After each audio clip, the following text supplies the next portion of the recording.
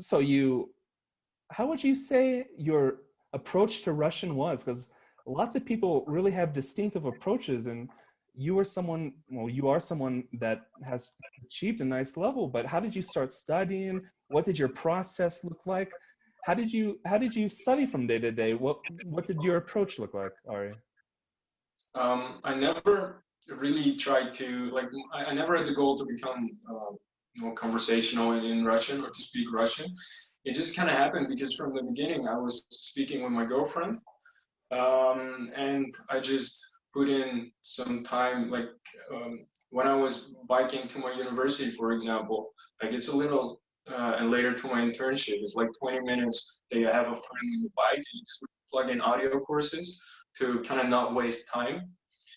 And I did that, and I just started watching some Russian series and movies in Russian, whereas otherwise I would have watched English movies or English series. I just thought, well, let's switch it up to Russian, because if I'm learning it, then I might as well not waste my time.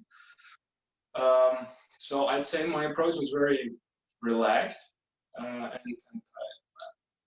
I didn't really try to. I just focused on creating like simple habits that I was doing every single day. Like, listening to good audio courses, doing some app for vocabulary, and just making sure that I immerse myself in the culture through movies and series by hearing it. And I think that paid off in the end.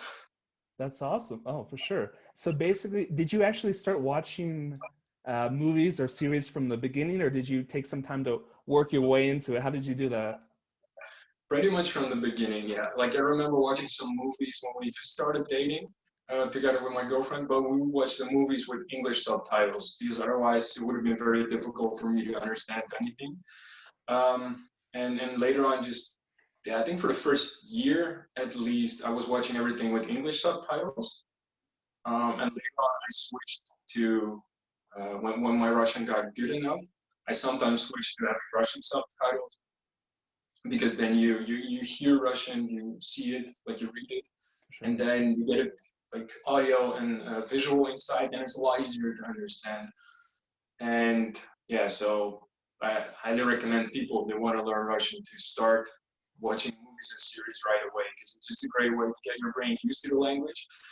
And I mean, most people are watching series or movies anyway already in English. So if people are interested in learning Russian, then it's a no-brainer to already start watching movies and series, because it doesn't cost any extra time. It just gives you basically practice for free. Yeah, that's a really good point. And one thing that I thought was interesting, and I know you've talked a little bit about this before, is that, some people will tell you, why watch a foreign movie in a foreign language, because you're just going to be reading the English all the time. You're not going to learn much. But you're clearly someone who's had success doing this.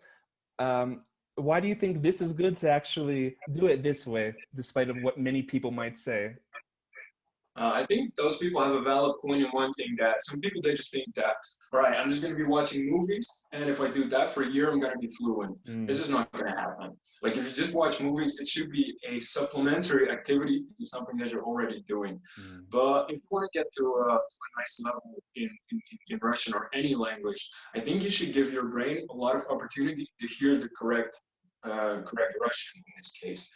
And if you, let's say you spend like half an hour every night watching a series, or one hour, and you do that 5 days a week, then over the course of a year, that's already 100 to 200 of hours that you gave your brain the opportunity to hear the correct language. And yeah, the subtitles in English, that of course, you're going to be watching it, you're going to be reading that to understand everything. But in the end, your brain is still hearing correct Russian, and it should have an impact. Right. I feel it. Of course. And what I've done so far is, honestly, I've done a mix of all three things: watch Russian with English subtitles, watch Russian with Russian subtitles, and watch Russian without any subtitles. So language learning is a long process, and I don't mind taking an hour or two and watching a movie with English subtitles, because I'm going to understand it so much better if I didn't. And later, when I watch it again, I mean, I can use the Russian subtitles, or I can listen to it just without subtitles. And I think you're much better off for it than just jumping straight into it. Yeah, exactly. And especially your approach that you just said, if you're going to rewatch the movie sometime, then you already know the plot, you already know what's going to happen. And then the context makes it so much easier to actually understand what they're saying in Russian. Absolutely. And for example, when you were listening to podcasts or doing some other activities, what was the ratio of, let's say, just actively really trying to take it in versus, you know, passive input, as they say?